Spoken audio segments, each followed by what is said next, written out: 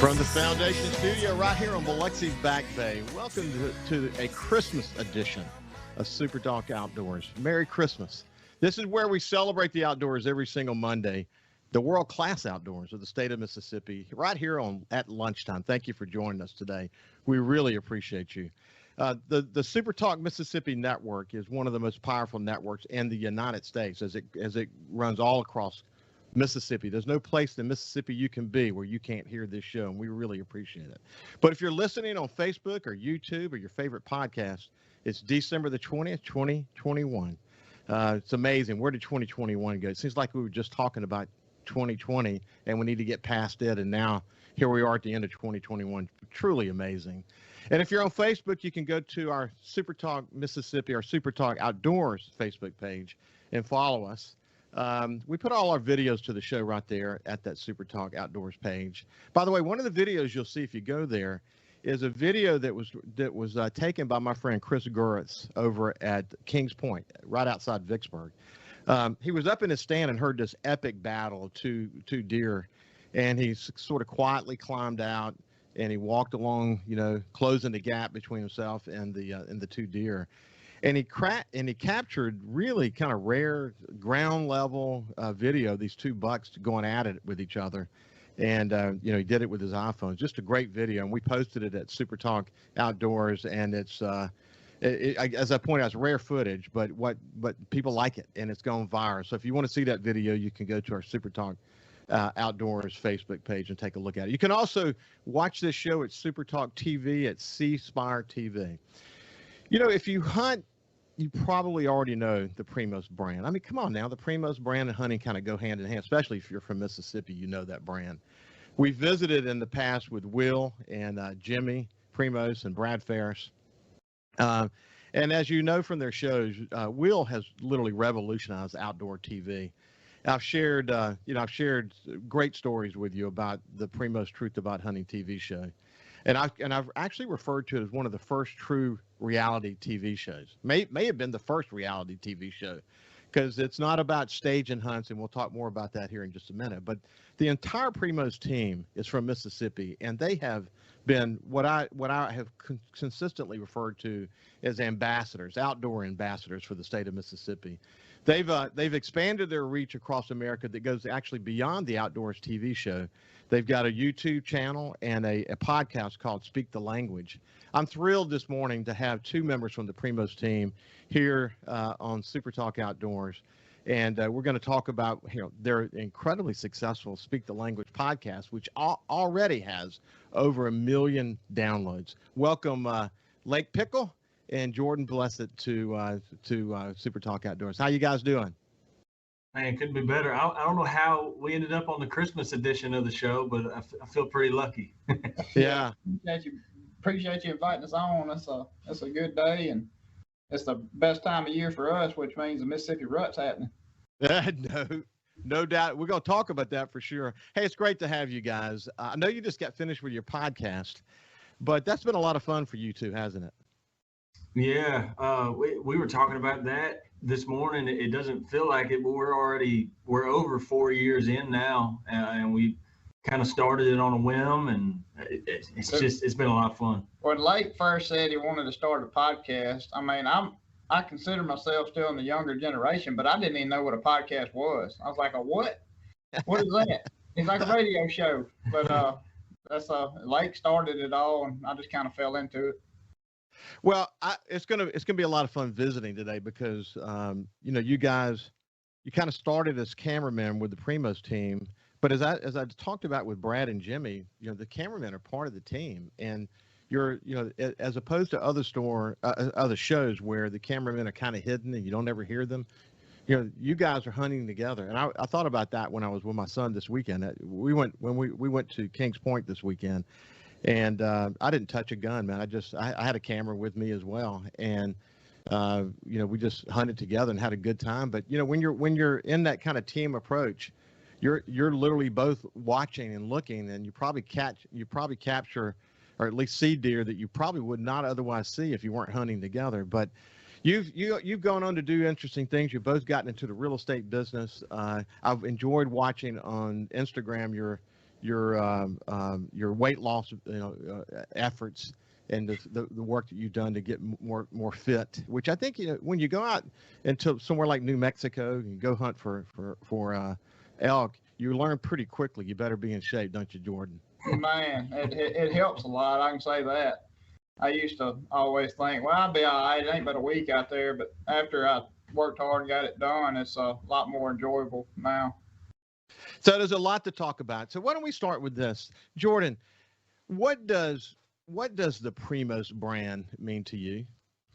Man, it growing up, just honestly, just like every other little redneck kid in Mississippi, we watched Primos, and growing up, I always dreamed about being a Brad, hunting with Brad Ferris or Will or Jimmy, and mostly Brad. He's probably the guy I looked up to the most because there were some connections there from some of his friends and stuff that I knew. I felt like I knew him more than I did Will because of the connections. I never met Brad, but I felt like I kind of knew him more just because of the friendships that he had with some of my friends, and just watching that as a kid, I always dreamed about doing that, and I would reenact it when I would go hunting. I was like, yep, Brad's over here. I would have the bow vest and everything. I'd want everything they had, and just watching that growing up, it was just something I always wanted to do and never expected I would do it, but I'm blessed and super thankful that I'm here.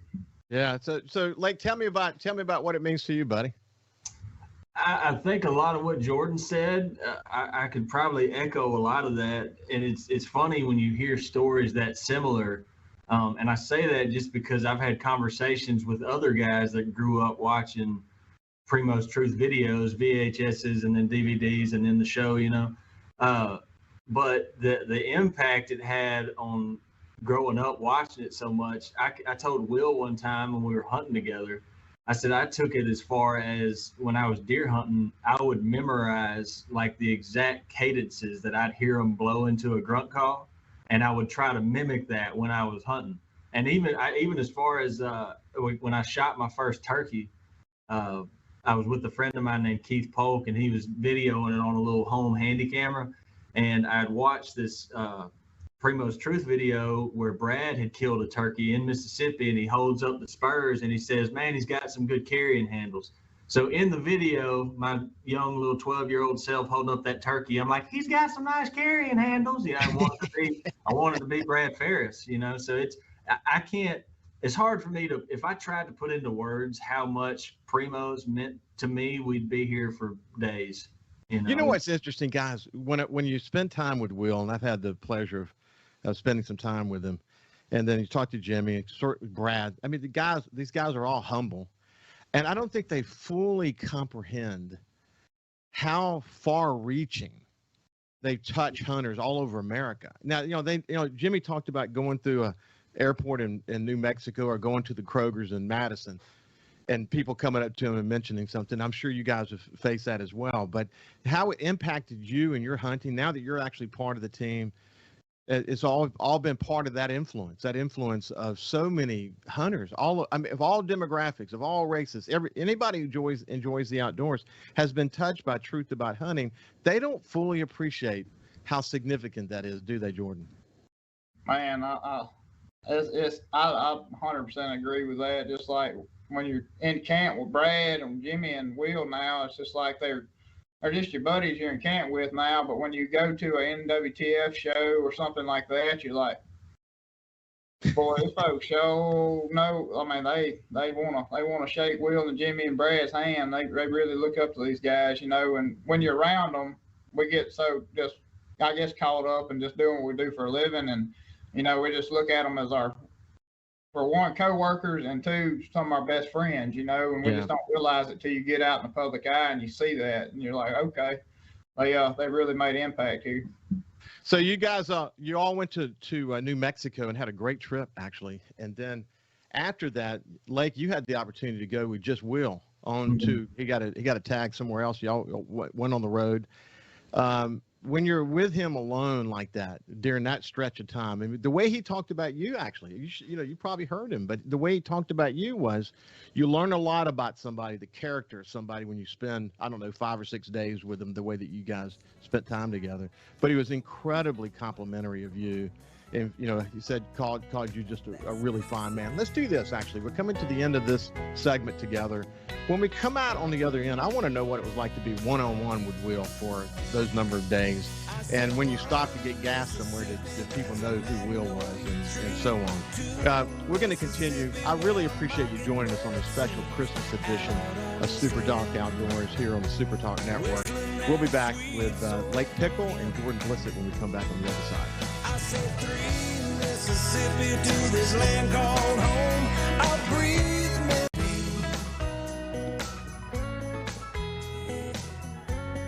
Welcome back to Super Talk Outdoors from the Foundation Studio right here on Back Bay, Biloxi.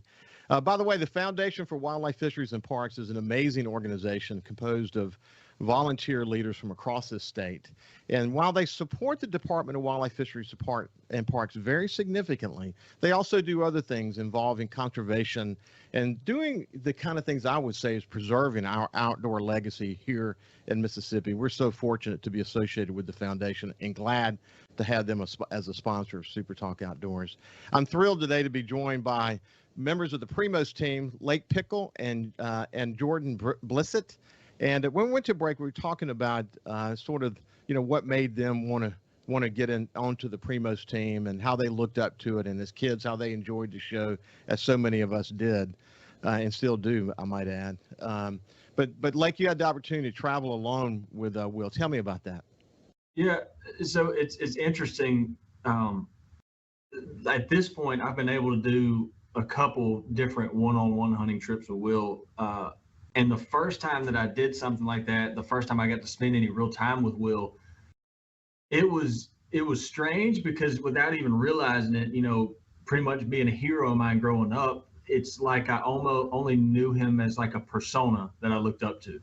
Whereas getting to spend time with him and getting to know him as a person, it's been so incredibly important to me. You know, he's been so impactful as a friend, as a mentor, as a teacher. And so that trip in Arizona, it was so much fun because you get to know him as a person, and Jordan can tell you this, whether it's especially seen to me, I think, when I go elk hunting or turkey hunting with him, because you're moving more, you're experiencing the country, and you learn that Will loves elk hunting. That doesn't mean he just loves chasing bugle and elk. He loves all of it. Everything that encapsulates it, the country, the smells, the sounds, the birds. Jordan, you get laughing. Like sometimes we'll be hunting and we'll be like, oh, and you're, as a cameraman, you know, I'm thinking, oh, bull elk, you know, something like that. And it could be a bird that big that lands on a branch. He's just so eccentric about everything that is the outdoors.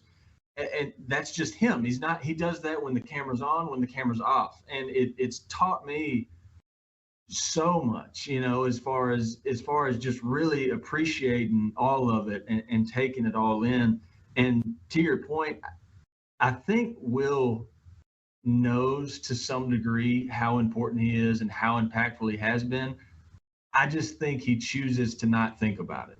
You know, he chooses to just be himself, and that's part of what makes him special of a person as he is. I mean, I know he's just that kind of a guy. One short story, and I know I've probably taken this longer than you intended to. I remember one time we were elk hunting in New Mexico. This has been a few years ago, but he had shot an elk, and I remember what we had decided to do was to drive the Polaris Ranger to a certain point as close to when we were going to pack him out from there. And Jordan and Troy went to go get the Ranger. Will and I stayed to kind of start cutting the elk up, and it got dark and we were through. And it ended up, we just laid down in the grass because we were tired. You know, we've been out all day. And at some point, Will and I's relationship had normalized a little bit. Like at some part of me, he had become just a friend. But somewhere in the back recesses of my mind, he's still the person that he was to me when I was a 12-year-old watching his videos. And so this thought just hits me as like I'm standing there laying in the grass looking up at the New Mexico stars with Will, and he's just talking about how great the hunt was.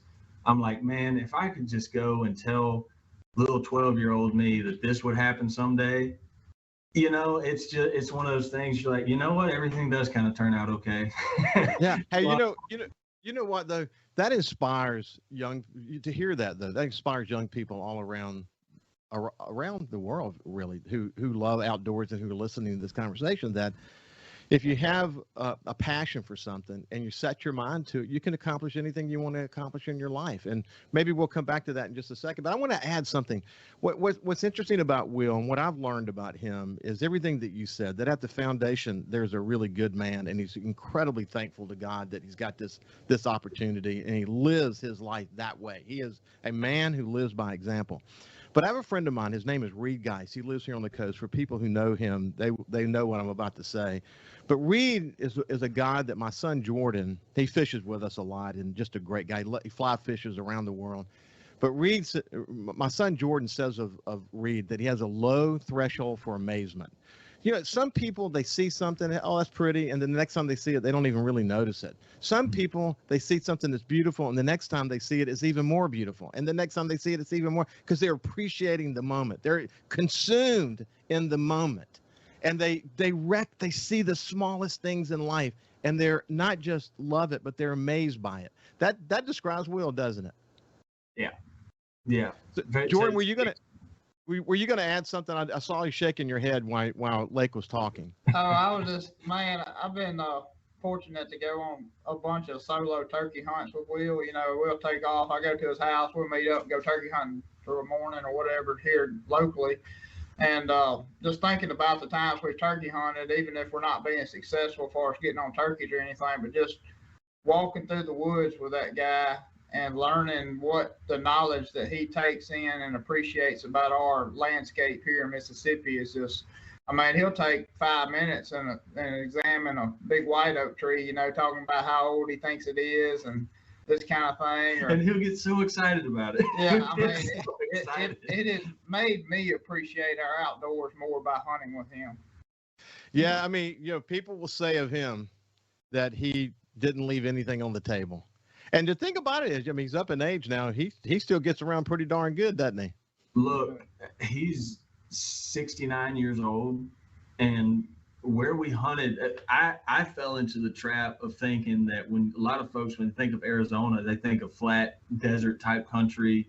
We were in Unit 1's close to Lake Eager, Arizona, the White Mountains. I mean, it was rugged country, aspen groves, steep mountains, and it was impressive, truly. Not it was you wouldn't look at Will and go, man, for a 69-year-old man, he gets around quick. You just look at him, it's like, man, that guy can move. Like it was impressive, truly. Hey, look, you guys hunted on the river for a good long time, and I had the opportunity this past weekend, as I mentioned, to go to Kings Point and fish with my friends Chris Gurris and Bo Mandel. I say fish, I meant hunt, of course. I got fishing on the brain. But anyway, the point is that the hunting along the river is just incredible. But of course, as we all know, there's been some issues with floods over the last few years, and more recently, you guys are on the bluffs of the Delta in a place called Kudzu Bluff. Has that been a tough transition for you guys? You take that one. I wouldn't say a tough transition, but it's taken a lot of transition getting used to a different way of hunting. Yeah. The area is good. It's known for, you know, good deer hunting and that kind of thing. It's a highly pressured area for that one thing. A lot of deer hunters up in that area, and it's taken some getting used to for as like how to hunt the landscape because it's such a big change. Yeah. And, you know, we actually had to pay attention to wind currents now, you know, thermals and that sort of thing. And this, me and Jimmy were hunting last week in a spot, and the wind was great as long as it was, you know, blowing over 3-4 miles an hour. But as the afternoon fell, the wind currents died, so you started having those thermals play in. And we were up on a hill looking down in a food plot, and I could feel the currents like shifting down the hill, pulling downhill, just like we do elk hunting. You have to pay attention to that now. And, it can make or break a hunt paying attention to those thermals. Yeah, at our places, we have 500 in the hills, 500 in the Delta, and the main camp that are connected. So we have hills hunting just like you guys described. In fact, we have one of our stands is called Mount Everest. You can probably understand that. We've got one called Grand Canyon, just like you guys have one called Grand Canyon.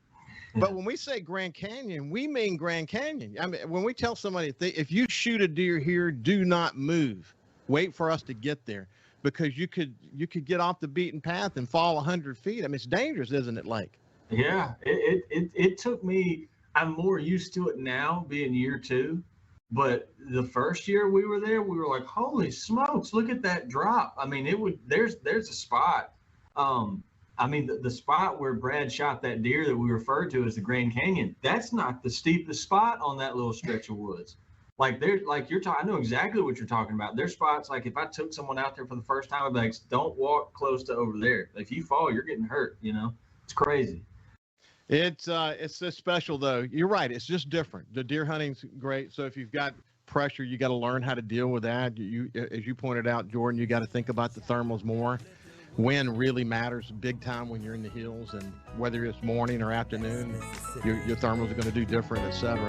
Hey, when we come back, we're going to continue our conversation with Lake Pickle and Jordan Blissett, and we're just going to talk about hunting in Mississippi and just continue the conversation. We'll see you back after this break. Mississippi, where a mockingbird sings out on sunset and a Delta dawn. Welcome back to SuperTalk Outdoors. I'm joined today on a special Christmas edition. Merry Christmas to you, of SuperTalk Outdoors, by Lake Pickle and Jordan Blissett from the Primos team. Listen, we were talking about hunting at your new place. You're doing the show there. Is doing the show there different than what you experienced in the Delta, or is it basically the same kind of deal? It's different. Yeah. Yeah. It's different. I think the biggest different part is it's a lot closer to our homes, so we can kind of pick and choose when to go hunting now, rather than at Cottonmouth. We were over there, 5 days a week for 4 months pretty much, and now it's we can kind of pick and choose when we go, which makes it easier on our home life, but at the same time, sometimes we're missing out too, Yeah. So I know the last month we made it an effort to be up there 4 or 5 days a week for sure. Yeah. Yeah. What were you going to say, Lake?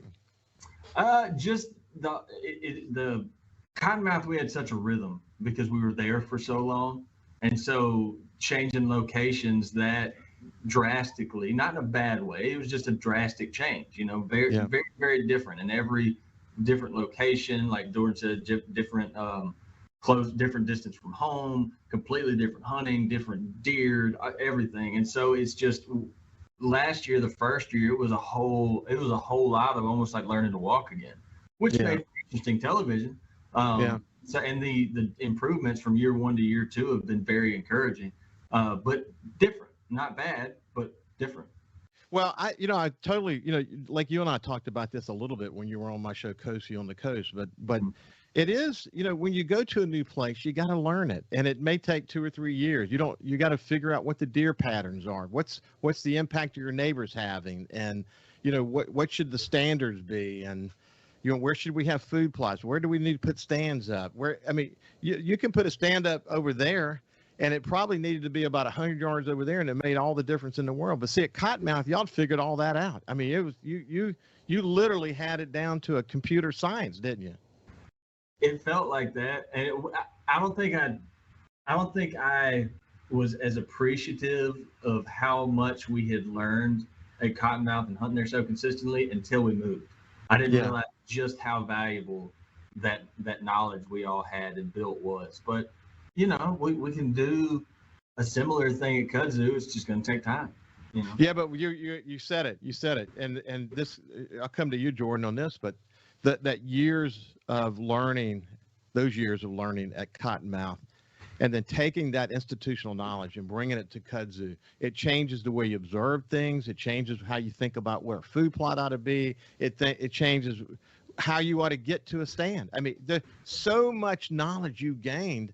It really helped you lay this thing out faster in a way that helps you be successful, didn't it? I'd say so. I mean, just kind of, I guess, learning how deer move and that kind of thing. Hunting Cottonmouth so long, you kind of, there's some things that interchange, like far as like how to set up on a food plot, where we think our predominant wind is, where we think the deer are going to access it from, just that kind of thing. They overlay. Yeah. Now, a lot of times, like I was talking about earlier with the wind directions and that kind of thing, you realize real quick, well, where we've got to stand at will never work because the wind's hitting some ridge behind you and swirling around, that sort of thing. And, you know, we've actually got spots now we hardly ever go to just for that reason. They're good spots, but they're hard to hunt, you know, and there's some things that overlap as far as learning how deer move and the time of year. And that's one thing we were expecting last year, you know, the last 2 weeks of December to be on fire. When we get up there right after Thanksgiving and deer are running around chasing like crazy, we're like, oh Lord, we ain't ready for an early rut. Yeah, we got so taken off guard by that. So taken off guard. We're only 60, 70 miles as a crow flies difference and only pretty much dead east. And it's 2 weeks difference in a rut. It's crazy. Yeah. Another thing is at Cottonmouth, the way Cottonmouth was, we had, I couldn't say we had full control, but we had so much more control on how much hunting pressure was put on those deer. Yeah. Whereas here, we don't have much say in all as how much hunting pressure gets put on them. We can do our part, but our part is not as big of a part as it was at Cottonmouth. I mean, those deer are getting pressured. Yeah. They get nocturnal real fast on us up there. So it's just kind of waiting on the good weather. The weather gets them on their feet a lot more, I think, than it did affected them at Cottonmouth. Like these deer up here are very weather dependent. When it's hot and nasty, they don't move much at all. And when it comes a cold front, it's going to be good. So that's kind of what we're learning right now. Yeah, the stages of rut are going to be different. You know, the post rut's going to be more important to you guys there for sure. Hey, so Jordan and Lake, one of the things I mentioned at the beginning of the show is you guys have been on you went on a journey to get healthier, and you've actually become a certified fitness consultant or whatever, Jordan. Tell me about what motivated you, man. Honestly, I knew it was something I needed to do for a long time, and honestly, Brad and Will both pushed me I needed to get healthier.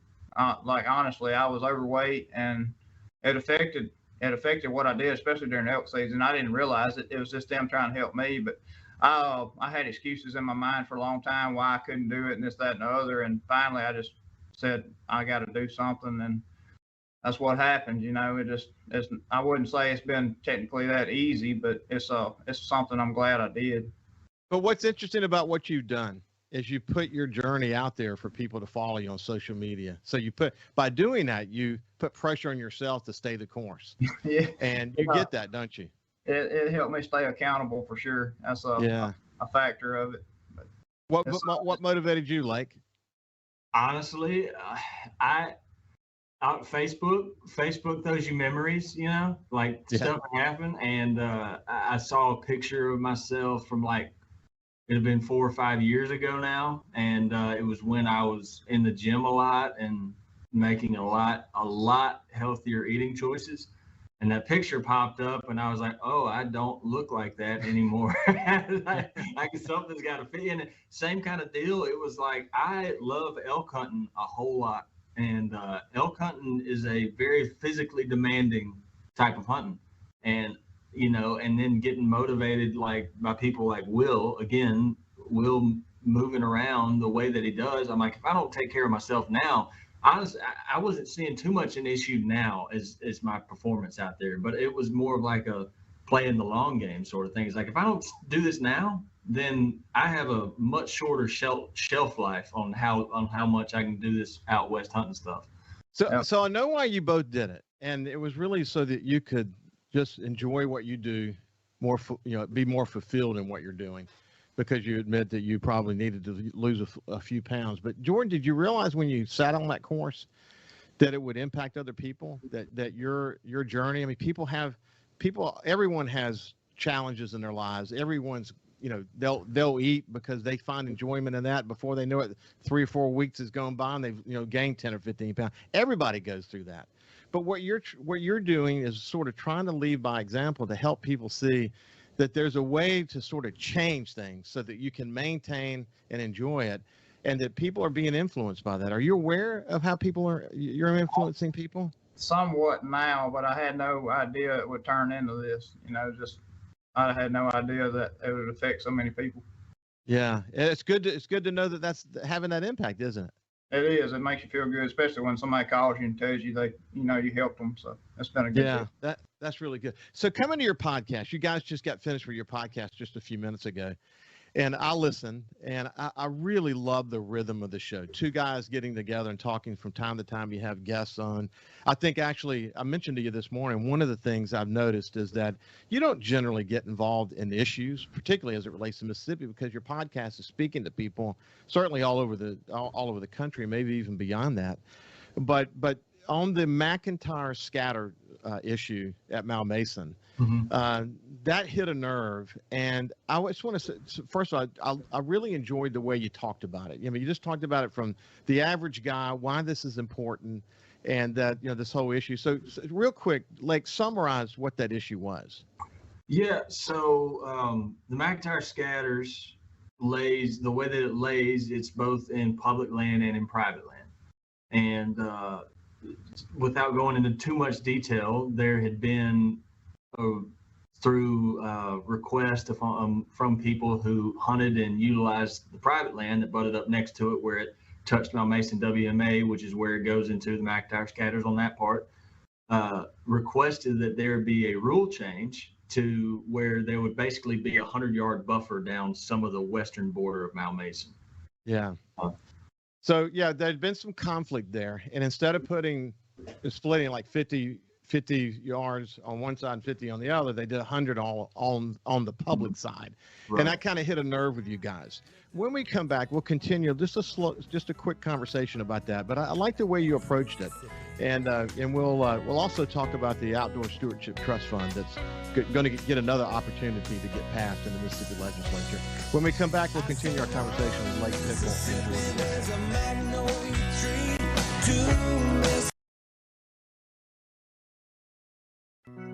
We live in one of the best places in America to enjoy the outdoors. So let's talk about it. It's Super Talk Outdoors with Ricky Mathews on Super Talk Mississippi.